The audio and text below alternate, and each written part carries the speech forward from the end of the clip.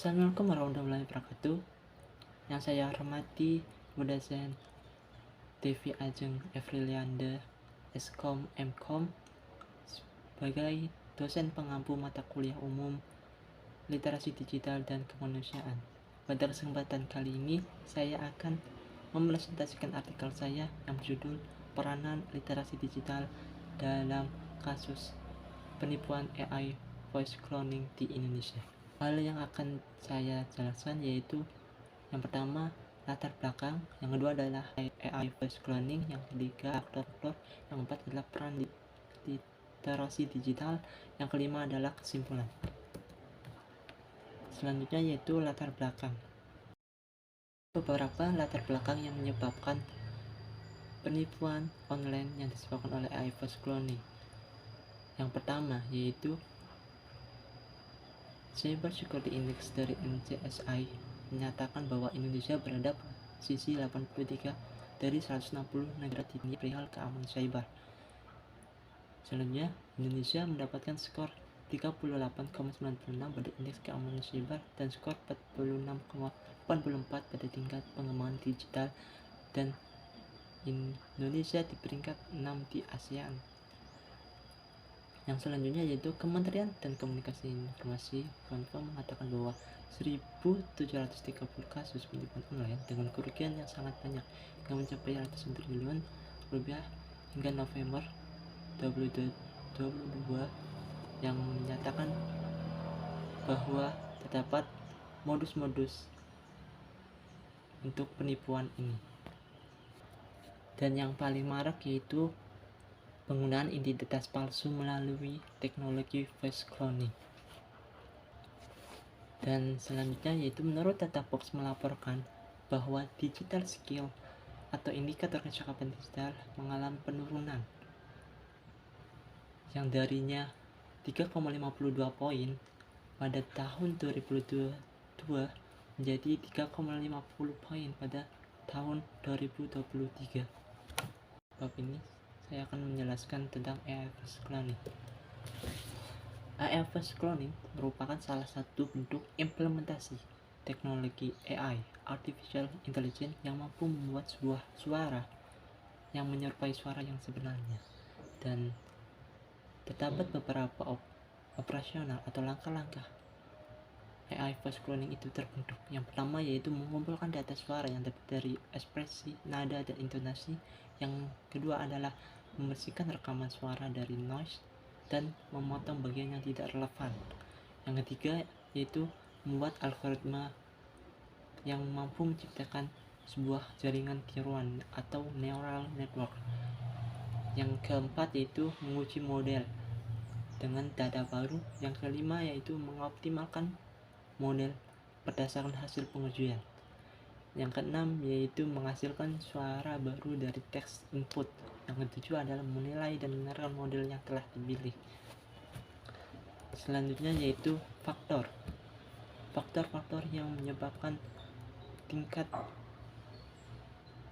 banyaknya penipuan online yang ada di Indonesia. Yang pertama yaitu faktor dari keamanan data oleh pemerintah. Yang pertama adalah adanya kebocoran data pribadi yang memuat informasi pribadi. Dalam hal ini banyak kementerian-kementerian yang mengalami kebocoran data. Hal ini sangat mempengaruhi tingginya penipuan online di Indonesia. Yang kedua yaitu kurangnya maintenance dan pengawasan berbagai media dan platform yang dimiliki pemerintah maupun milik swasta. Yang kedua yaitu faktor pengguna media elektronik. Faktor pengguna media elektronik memiliki faktor yang cukup signifikan yang terdiri dari dengan menghilangkan perangkat yang tidak ada salinan data yang menyebabkan data tersebut berpindah tangan kepada orang lain. Yang kedua adalah membuka website yang terdapat virus. Dengan virus tersebut, data pribadi akan terambil oleh platform tersebut. Yang ketiga adalah mencantumkan data pribadi pada web yang tidak terpercaya. Selanjutnya yaitu peranan literasi digital. Literasi digital merupakan pengetahuan dan keterampilan pengguna dalam menggunakan media digital seperti alat komunikasi, jaringan internet, dan lain-lain yang meliputi kemampuan mencari, memanipulasi, mengevaluasi, menggunakan, dan menciptakan secara bijak, cerdas, cermat, akurat tergantung pada tujuan penggunanya. TV Suyardi tahun 2020. Dan peranan yang diberikan oleh literasi digital untuk menangani penipuan online yang makin marak, yang khususnya pada AI voice cloning ini, yang pertama yaitu meningkatkan kesadaran masyarakat tentang penipuan AI voice cloning dan cara-cara penipuan yang digunakan. Yang kedua adalah mengaplikasikan teknologi yang aman dan dijamin keamanannya, seperti aplikasi yang deteksi virus atau malware yang mengajukan panggilan yang tidak sah. Yang ketiga adalah memupuk kesadaran masyarakat tentang pentingnya memakai informasi yang akurat dan dapat dipercaya. Yang keempat, meningkatkan kemampuan keterampilan kritis yang berupa kemampuan untuk menilai informasi, yang diterima dan peka terhadap ciri-ciri penipu online. Yang kelima yaitu meningkatkan keterampilan keamanan digital, salah satunya menyimpan rapat sandi sebuah akun pribadi untuk menjaga data pribadi pengguna.